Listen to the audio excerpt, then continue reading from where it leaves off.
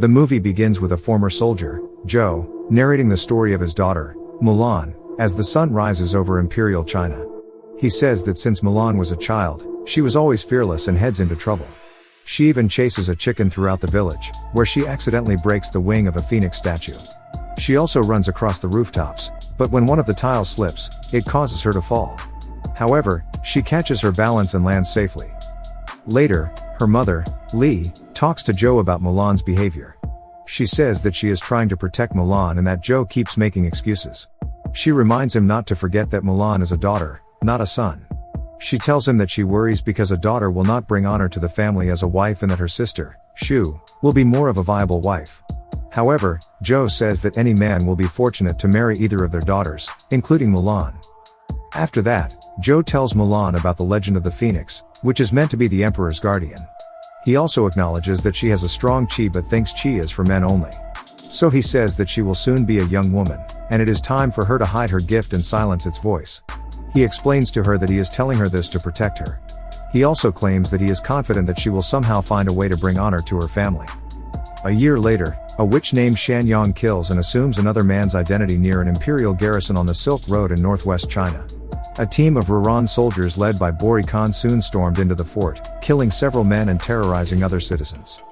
They then inform the emperor that 6 of their northern garrisons along the Silk Road have fallen in a coordinated attack, and that all their trades have been disrupted. When the emperor asks who is responsible for the attacks, they say that the Rourans are making their way toward the imperial palace. The emperor says he had already killed Bori Khan in a battle many years ago.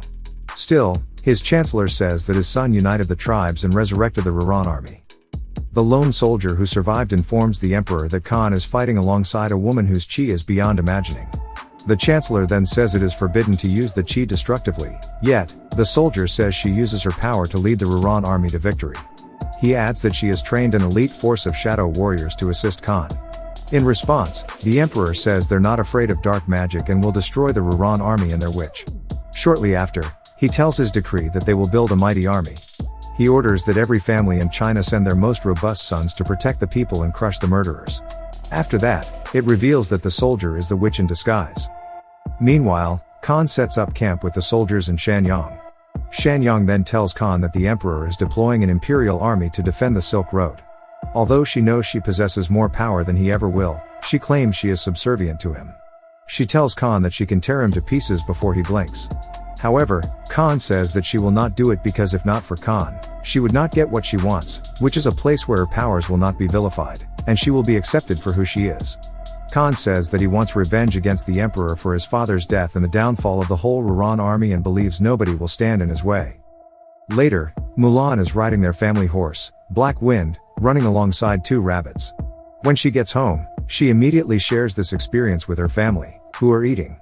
Lu then interrupts her and says that the matchmaker has found her an auspicious match. Despite her not being happy about it, Joe says it is their decision because it is what is best for their family, leaving her with no choice but to accept it. After receiving a makeover, the sisters visit the matchmaker. While the matchmaker speaks about Mulan's traits and how the sisters should act once they find their husbands, a spider comes down from the ceiling. Mulan tries to hide it by covering it with a teapot. Still, the matchmaker insists that the teapot remains in the center of the table. When the matchmaker tells her to put the teapot back at the center of the table, the spider pops out again and freaks Shu out, causing her to flip the table over. Mulan catches the cups and teapot until her hair comes undone and covers her face, causing her to drop and shatter everything. The matchmaker chastises the family shortly after claiming they failed to raise a proper daughter, which dishonors the Hua family. As the family starts walking back home, an emissary from the emperor arrives to inform them that they are under attack from northern invaders. They then say that by the edict of the emperor, every family must contribute 1 man to fight. Then, he starts calling the families one by one. When Mulan's family is called, Joe leaves his cane and presents himself, saying that he served the imperial army in the last battle against the northern invaders. However, the emissary questions whether he has a son old enough to fight, to which he says he has 2 daughters. When he is about to accept the scroll, he falls before the village.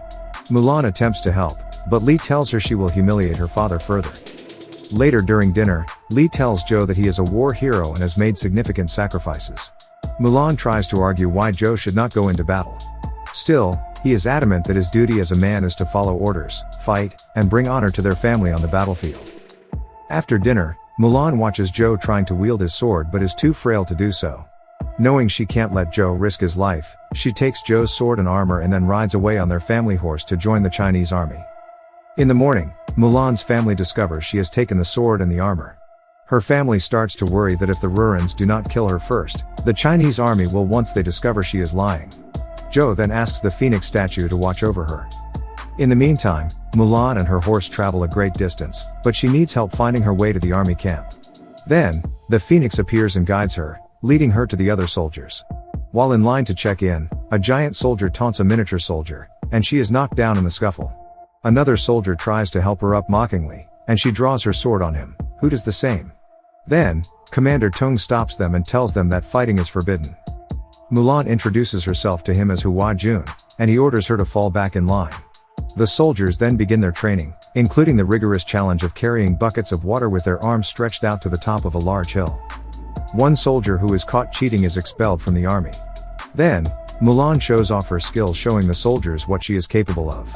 At the same time, Khan gathers his men in his tent to discuss their battle plan. The soldiers don't care for vast riches but more for the power and revenge that Khan is after.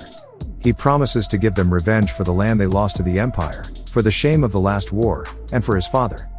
After that, Khan and Shanyang converse, and Shanyang tells him that she knows she is her slave.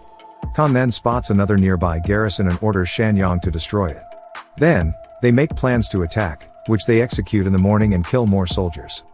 Not long after, Commander Tung calls Mulan into his tent, noting the use of her qi and saying that his own qi is vital too. He thinks that she is holding back due to Zhou's legacy since he fought alongside him before. Mulan later goes back to the lake to try and practice balancing her qi. After more intense training, she completes the challenge up the hill before anyone else, which amazes all the other soldiers. However, Mulan feels dishonest when repeating the 3 virtues engraved on her father's sword: loyal, brave, and true. She then returns to Commander Tung's tent, intending to reveal herself. Still, he thinks she is nervous because they are heading into battle against the Rurans the next day. Commander Tung also suggests that when the war is over, he would like to introduce her to his daughter. Later, Mulan spends time around the fireplace with her fellow soldiers to inspire them. The following day, the soldiers gather as the Rurans approach. They battle with a small team of Rurans, taking out the charging Chinese soldiers except for Mulan. Although she manages to kill some Rurans, she is found by Shanyang, who knows that she is lying. After a brief fight, Mulan escapes her clutches after a brief fight and then decides to follow her words. She then undoes her armor and lets her hair down. Then, she returns to the battle more vital and more capable. On the other hand, Shanyang transforms into a flock of crows that attack the soldiers. When they shield themselves together, the Rurans use this against them by hurling fireballs at them with a catapult, severely taking out many of them. Thinking quickly, Mulan rides her horse around the Rurans and tricks them into thinking the soldiers snuck up behind them by using their helmets mounted on spears. The Rurans launch a fireball in that direction only to hit a mountain and cause an avalanche. Later, the Rurans are wiped out, while the remaining soldiers barely make it out alive. After the snow has settled, Mulan returns to camp and rescues Chen Hongwei, a soldier she befriended in camp. She then emerges to reveal herself to the soldiers as a woman. Commander Tung expels her from the army, but she says she would rather die than return home in disgrace. Still, he orders her to leave. On her way home, she breaks down until Shanyang arrives to taunt her. She tells Mulan that she did once want to take the noble path, but her exile and ridicule from others led her down the dark one. She tries to get Mulan to join forces. She tells her that Khan is heading toward the imperial city to kill the emperor and not heading down the Silk Road, as Commander Tung believes. Their conversation encourages Mulan to head back to warn the soldiers. She catches up to them on their path and tells Commander Tung about Khan's actual plans. Although Commander Tung is not ready to listen to someone who lied to him, the other soldiers believe in Mulan. Meanwhile, Shanyang makes it to the imperial city by assuming the guise of the emperor's chancellor and claiming that Khan wants to challenge him to a duel personally. The emperor obliges and heads out to fight. On the other hand, Mulan leads the soldiers into the imperial city by attacking the Rurans. Commander Tung orders the soldiers to fight but to guard Mulan, so she makes it to the emperor. At the same time, the emperor fights off some Rurans before ultimately ambushed by Khan and his men, leading to his capture. Shortly after, Mulan makes it to the palace but only finds Shanyang. Although Shanyang thinks it is too late for her, she assures her that she still has a chance to make things right. She asks her to help lead her to the emperor, but Shanyang morphs into a hawk and flies away, only for Mulan to follow. Later, Shanyang makes it back to Khan and tells him that a warrior woman is leading the Chinese army and that she will come for him. Knowing Shanyang deliberately led Mulan to him, Khan fires an arrow at Mulan. Still, Shanyang flies in and takes the arrow in the back. Mulan catches her as she returns to her human form and dies. Mulan then finds Khan and the Emperor atop a construct, where he plans to burn the Emperor alive. She attempts to fight him with her sword but loses it when it falls into molten lead. However, with the help of the Phoenix, Mulan regains her chi and continues to battle Khan. They jump onto a platform, where Khan nearly causes Mulan to lose balance and fall, but she gains the upper hand, takes his sword, and cuts the rope to sever the platform and send him falling. As she goes to free the Emperor, Khan attempts to kill him with an arrow. Still, the Emperor catches it and gives it to Mulan, who fires back into Khan's chest, finally killing him. A celebration is held for Mulan's victory. The Emperor offers him a position as an imperial guard in his army. Still, while Mulan is very grateful for the offer, she feels she has been away from her family for too long. The Emperor respects her decision as he feels devotion to family as a significant virtue. Later, Mulan returns to her village to find everyone astonished at her return. Shu is with the matchmaker, but she stops when she learns that Mulan has returned. Mulan embraces her and leaves before Zhou steps out. She apologizes for going against him and losing the sword, but Zhou says that she is the most important thing to him, and they embrace. Soon, Commander Tung arrives with other soldiers to inform Mulan's family and the rest of the village about her hand in saving the Emperor and the Imperial City. It then leads everyone to cheer and the matchmaker to faint. Commander Tung then presents Mulan with a new sword with the same 3 virtues as before. He says that the Emperor insists Mulan reconsider her choice to join his army.